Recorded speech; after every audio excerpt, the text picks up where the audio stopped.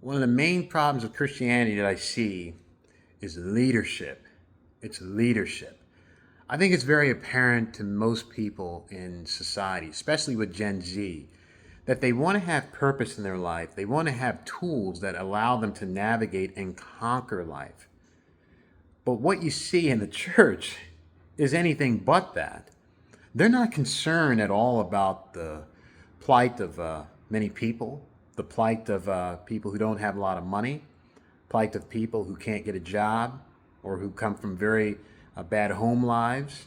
They're not concerned about that. They're concerned about proving someone who lives in the other side of the world wrong about their understanding of Romans 9, and that if they can prove them wrong, then they're fulfilling the commandments of God, which is insane because they have been arguing about Romans 9 since the time of Augustine, and they're still arguing about it.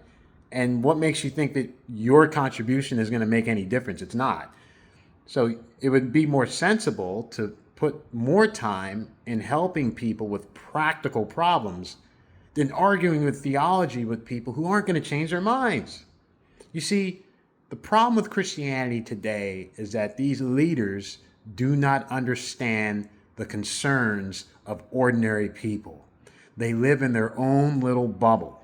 They went to seminary, they have a degree, they have a PhD, and they think they've arrived. Look at me, I'm an authority. And what do they do with that power that people give them? They don't do anything with it other than trying to prove that their understanding of the gospel is right and someone else's understanding is wrong. And that is irresponsible.